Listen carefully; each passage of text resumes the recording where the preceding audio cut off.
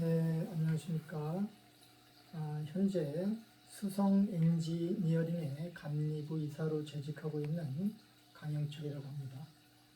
저는 탐정회사 합방과 사람들을 설립해서 운영하고 있고, 이번에 그 단체 법인을 설립하기 위한 총회를 하는데, 그 총회를 하면서 세미나를 시작하도록 하겠습니다.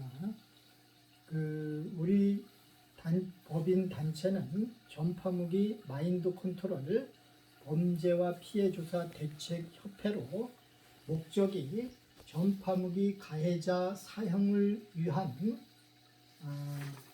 범죄와 피해 조사와 형사 고소를 첫 번째 목적으로 하고, 두 번째는 전파무기 마인드 컨트롤 방지법 제정을 위한 연구 및 국회의원 회원 및 간부 확보를 목적에 둡니다.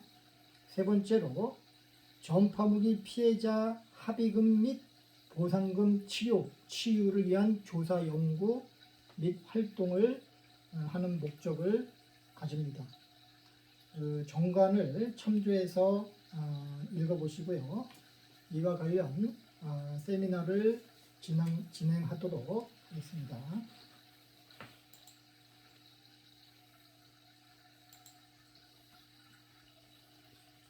세미나를 진행합니다. 전파무기 마인드 컨트롤 범행과 뇌파 통신.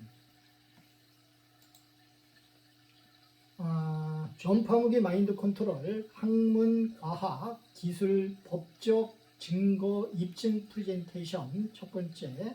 두 번째로 전파무기, 이것은 뇌파 통신으로, 휴대폰 통신 시스템으로 뇌파 통신으로 전파무기 범죄를 저질렀습니다. 통신사 교환기 이용해서 기술적 프레젠테이션을 하도록 하겠습니다. 양방향 뇌파 통신과 마인드 컨트롤 BCI, BBI 프레젠테이션을 하도록 하겠습니다. 우리나라 2045 미래 전략에는 소통 수단을 뇌파 통신으로 하겠다 하였는데, 이 뇌파 통신의 문제점이 있습니다. 바로 지금 현재 전파무기 가해자가 뇌파 통신으로 사람들을 마인드 컨트롤을 하고 있습니다. 네 번째, 저는 250명의 전파무기 피해자분들을 조사하고, 그 결과는 인뉴스 TV 기사에 2020년 8월에 기사에 실려져 있는데, 세 가지 공통적인 피해에 대한 증거를 기사에 올려놔 있는데, 미국 국립과학원의 조사 결과, 아바나 증후군 피해자분들의 조사 결과와 저의 조사 결과가 일치합니다. 극초단파와 감각 손실 증상이 동일하게 피해자분들한테 발생을 했습니다.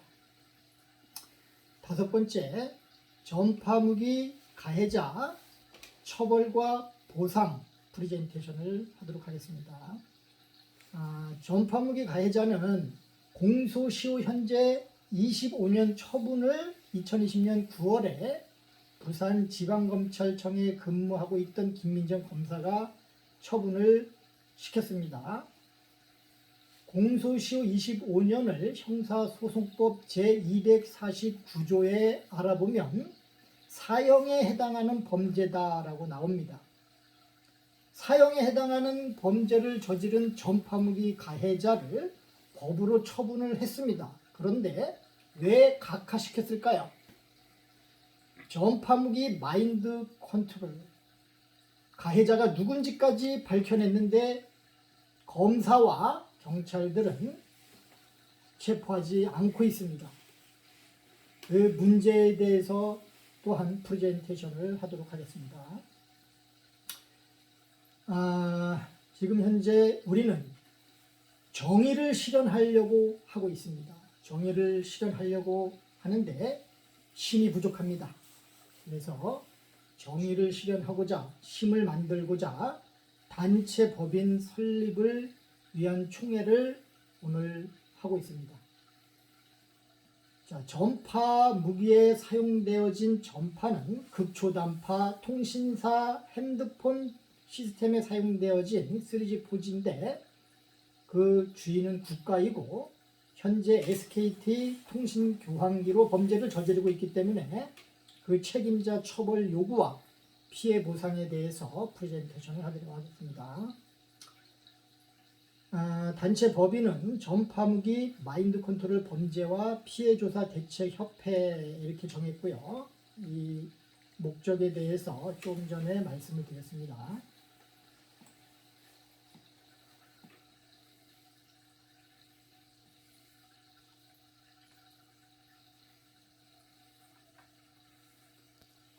전파무기 학문의 국어사전에 나와 있는 알아보도록 하겠습니다. 전파무기는 국어사전에서 전파를 이용한 무기 통신기라고 나오는데 이 이용한 전파를 머리에서 탐지를 했습니다. 3G, 4G라고 하는 휴대폰 통신에 이용되고 있는 통신 전파, 극초단파가 탐지가 됐습니다.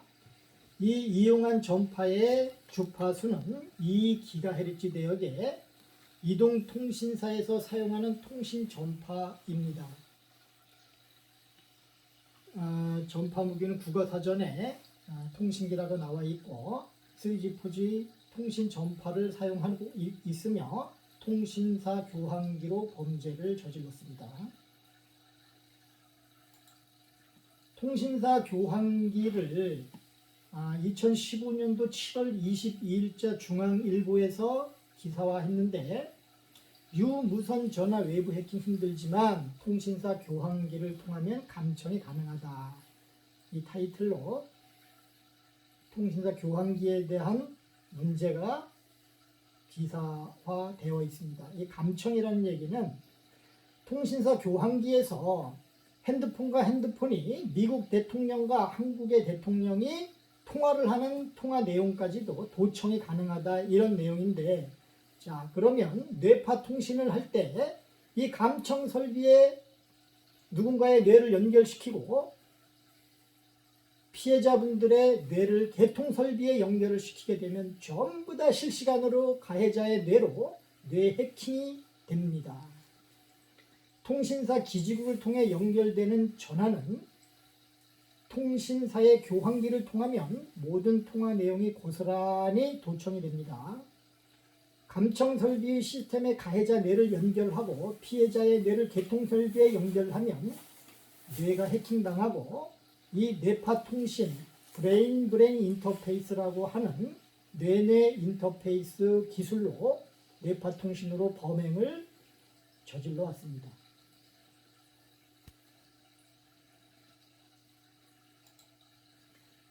통신사 교환기라고 하는 것은 이렇게 핸드폰이 기지국을 통해서 통신을 할 수 있도록 만들어 주고 있는 이 역할을 합니다. 이 교환기가. 그런데 이 교환기를 근무하는 이 가해자가 현재 감청이 가능한 설비에 자신의 뇌를 연결시켜 놓고 이 피해자분들의 뇌를 휴대폰에 연결되는 전파를 피해자분들의 뇌파에다 연결시켜 놓고 전부 다 뇌 해킹을 하고 전파무기 이 교환기를 이용했는데 전파무기에 이용되어진 이 교환기의 전기 에너지로 자신의 생각을 증폭시켜서 피해자분들의 생각을 조종하여 자살도 시켰고 또는 방화 사건도 일으켰고 이 사람들을 성폭력 범죄자 특수상해죄로 전과자를 만들었습니다.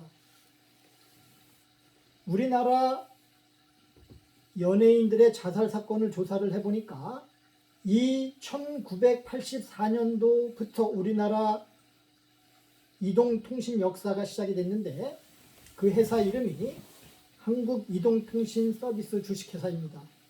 85년부터 이 교환기로 범행을 저지른 뇌파통신 피해자가 나타났고 1990년도 장덕 이 교환기가 개발이 되고 난 후에 연예인 장덕은 자살을 했습니다. 여러분도 잘 아시지만 김광석 가수도 자살을 했습니다. 노무현 전 대통령, 박원순 전 서울시장, 노회찬 전 국회의원, 이분들은 시민들을 위해서 자신을 희생해가며 정치를 하셨던 분들인데 결국 전파무기에 희생이 돼서 마인드 컨트롤로 살해까지 당하셨습니다.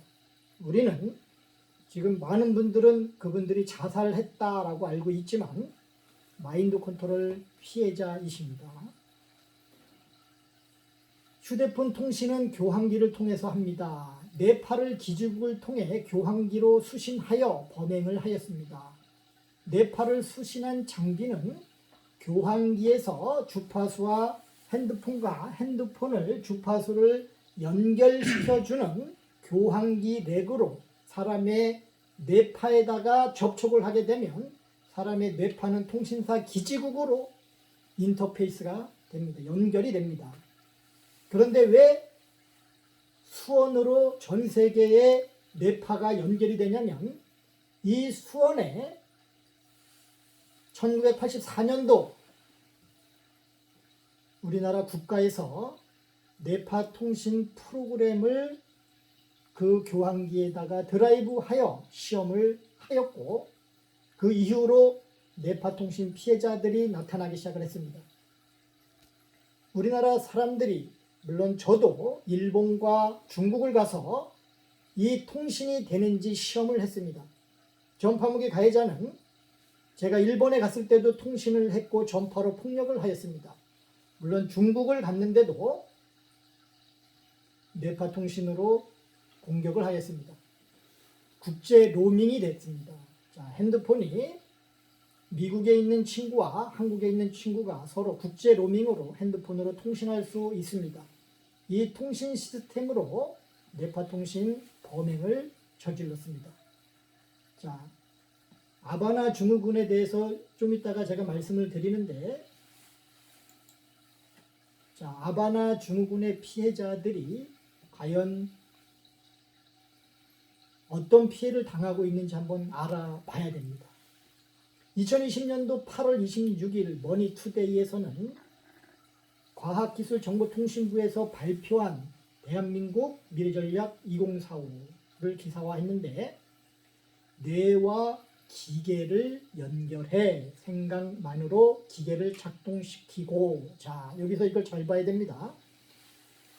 뇌와 기계를 연결시키는 이 기술을 브레인 컴퓨터 인터페이스라는 기술입니다. 뇌와 컴퓨터를 연결하여 컴퓨터를 통해서 로봇 기계를 움직이는 기술인데, 이 기계를 움직이는 이 기술을 사람의 뇌를 여기다 연결했습니다. 뇌와 기계를 연결해야 되는데 뇌와 뇌를 연결했습니다. 사람의 뇌를 연결하니까 뇌파 통신이 가능한 겁니다. 생각으로 기계를 작동시켜야 되는데 생각으로, 가해자의 생각으로 박원순 전 서울시장님의 뇌에 생각을 주입시켜서 극단적인 선택을 하도록 조종하였습니다.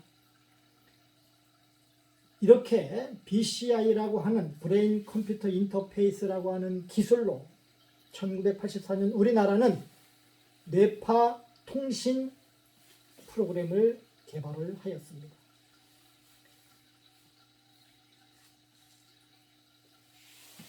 이것이 우리나라의 미래 전략이고,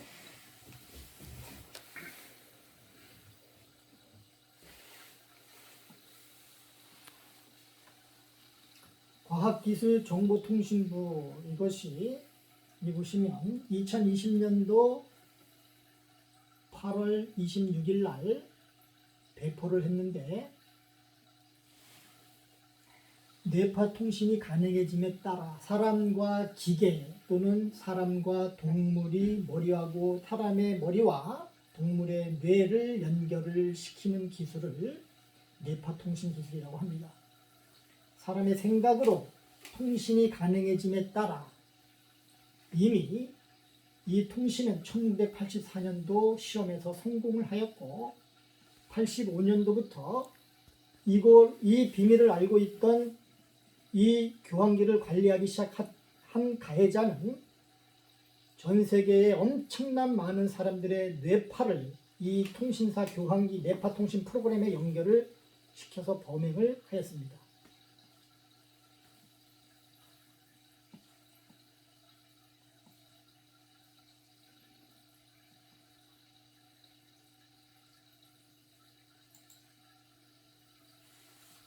생각만으로 소통이 가능한 뇌파 통신으로 우리나라가 앞으로 통신을 하게 되면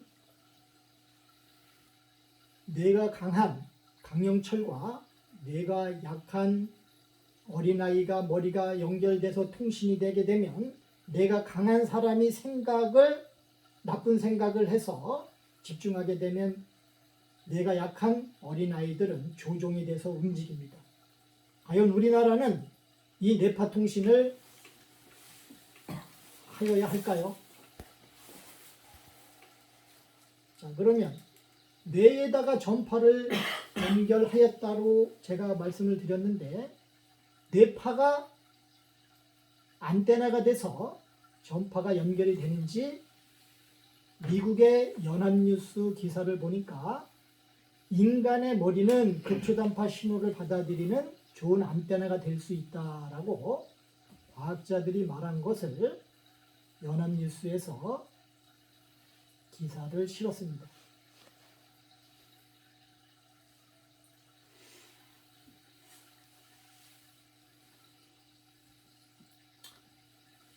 뇌와 컴퓨터를 연결하는 기술이 존재하는가? 브레인 컴퓨터 인터페이스라는 기술이 있는데 위키백과에 이 뇌와 컴퓨터를 연결시키는 기술을 마인드 컨트롤이라고 합니다. 사람의 뇌와 컴퓨터를 연결해서 사람의 뇌를 조종하는 기술이 있습니다. 자, 위키백과에 마인드 컨트롤을 검색을 하니까 세뇌, 뇌 컴퓨터 인터페이스, 뇌와 컴퓨터를 연결하여 사람의 뇌를 세뇌를 시킬 수도 있다. 이게 백과사전 정의입니다. 미 외교관 극초단파 공격. 자, 우리나라 피해자분들의 머리에서 극초단파를 탐지를 했습니다. 미 외교관들이 극초단파 공격을 당했다고 언론 기사에 있습니다. 뉴욕 타임즈가 보도를 한 것을 2018년도네요. 2018년도 9월 달에 연합뉴스에서 미 외교관 극초단파 공격, 그래서 아바나 증후군에 대해서 기사를 실었습니다. 뇌 손상이 일어날 수 있는 가능성이 있다. 자, 제가 우리나라 피해자분들이 뇌 손상이 있는지 확인을 하였습니다. 극초단파 공격에 당했고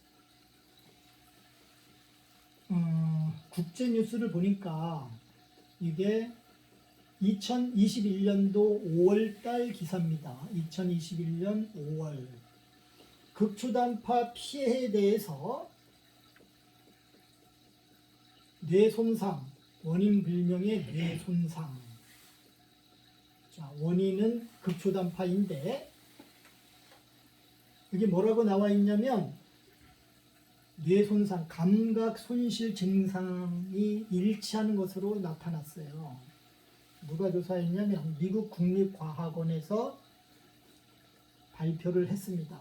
자, 가장 유력한 원인으로는 마이크로파 에너지라고 했어요. 자, 마이크로파를 우리나라 말로 하면 극초단파 이렇게 얘기를 합니다.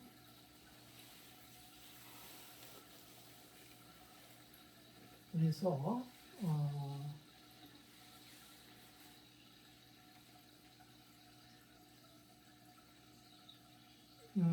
2020년 8월 25일 날 인뉴스 TV 기사에 제가 전파무기 피해자분들을 조사하고 인터뷰를 하였어요. OECD 국가 중 대한민국 자살률은 1위인데 그 이유가 전파무기와 관련이 있다. 이렇게 했고 전파무기의 근원지를 통신사 기지국으로 설명했으며 전파무기 피해자들의 공통점으로는 극초단파 탐지를 했고 감각신경이 손상이 됐다. 자, 아바나 증후군의 피해자들도 감각신경이 손상이 됐다라고 미국 국립과학원에서 발표를 했어요. 이 지금까지 제가 설명한 모든 내용이 이 인뉴스 TV 기사에 실려 있습니다. 아주 간단하죠. BCI 기술로 뇌를 해킹, 대한민국의 자살률이 1인데 그 이유가 전파무기와 관련이 있고 전파무기 근원지를 통신사 기지국이라고 했으며 공통점으로 극초단파 탐지가 됐고 감각신경이 손상이 됐다. 자, 요 극초단파와 감각신경 손상에 대해서는 미국 국립과학자의 조사 결과와 제 조사 결과가 일치합니다. 저는 사이버 조직 스토킹 조사까지 하였습니다. 자, 여기서 감각신경이 손상이 된 것을 제가 눈동자를 손가락으로 만져서 확인을 시켜드립니다. 자, 손가락으로 눈동자를 만지면 양 눈꺼풀이 감기면서 눈물이 나고 통증이 있어서 절대로 만질 수가 없습니다. 이 각막이라고 하는 것은 신경인데 신경을 사람의 손으로 만질 수는 없습니다. 이유는 전파, 극초단파가 사람의 뇌에 연결이 돼서 뇌 신경과 사람의 신체의 신경을 손상을 시켰습니다. 전파법 47조 2항에 전자파가 인체에 미치는 영향에 대해서 인체 보호 기준을 만들었어요. 그런데 극초단파는 61V/M이라고 하는 전자파, 전기장이 초과되면 안 된다라고 하였는데 제가 전파무기 피해자분들한테 3G, 4G 극초단파가 탐지가 돼서 전자파를 전기장을 측정을 했는데 61V/M 이상 10배 이상 피폭당하고 있었습니다. 자, 61V/M이 초과하면 안 된다. 그럼 핸드폰에 연결되어진 전파는 61V/M이 안 됩니다. 법으로 제정해놨기 때문에. 자, 전파무기 가해자는 3G, 4G를 뇌파에다가 과연 몇 가닥을 연결시켜 놨을까? 이것은 전자파를 측정한, 전기장을 측정한 수치와 비교해서 보시면 알 수가 있습니다. 김성필 교수님의 인터뷰에서도 양방향 뇌파 통신에 대해서 나옵니다. 뇌 신호에서 사람의 의도를 읽을 뿐만 아니라 외부 정보를 뇌에 직접 자극을 줘 입력하는 기술도 함께 발전하고 있다. 자, 사람이 생각을 하게 되면 사람의 뇌에다가 생각을 주입할 수가 있다. 이런 내용입니다. 바로 마인드 컨트롤입니다. 마인드 컨트롤은 잘못하면 큰 범죄가 될 수 있습니다. 자, 이렇게 해서 제가 전파무기 가해자를 형사 고소를 했는데 2020년 9월 9일 날 김민정 검사는 공소시효 25년을 처분을 했어요. 자, 공소시효 25년이라고 하는 것은 형사소송법 제249조에 공소시효의 기간이라고 나옵니다. 사형에 해당하는 범죄.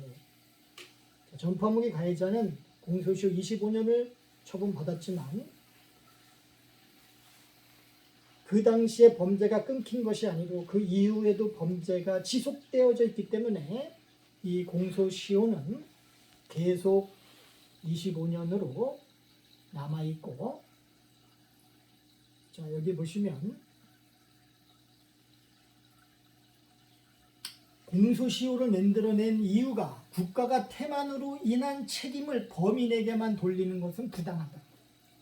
그래서 공소시효가 다 되면 자유를 주겠다, 법적으로 처벌하지 않겠다, 이 시효를 뒀는데 지금 국가가 왜 수사기관들이 태만한 짓을 하고 있느냐. 공소시효 25년 사형에 해당하는 범죄자를 국가가 태만하고 있습니다. 잡아들이질 않고 있죠. 이유가 바로 마인드 컨트롤 때문에 그렇습니다. 전파무기 가해자가 경찰과 검사의 뇌를 조종하여 체포하지 못하도록 하였습니다. 자, 이것이 바로 부산지방검찰청 수신자 강영철, 발신자 검사 김민정, 처분 일자가 2020년 9월 9일입니다. 살인 미수. 저 이거 사진 하나 찍어도 되죠? 네.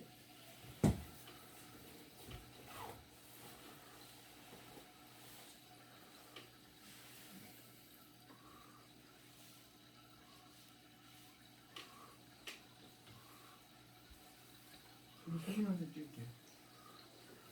요즘에는 대부분 이거 모르더라고요. 공소시효 모르는데. 자, 변호사도 뇌를 조종당하게 되면 공소시효가 뭔지 모르게 됩니다. 자, 의사들은 전파무기 말만 하면 전부 다 망상으로 치부해버립니다. 전파무기 가해자가 전파무기를 사용해서 범죄를 저지른 후 수사기관 또는 변호사, 의사들을 전파무기 말만 하면 망상으로 전부 치부하도록 세뇌시켜서 조종하였습니다. 위키백과에 마인드 컨트롤에 대해서 뭐라고 나와 있냐면 뇌와 컴퓨터를 연결해서 세뇌시켰다 이렇게 나옵니다. 그래서 앞으로 우리는 정의를 실현하기 위해서 단체 법인을 설립하여 힘을 키워나가야 합니다. 정의를 실현합시다. 감사합니다.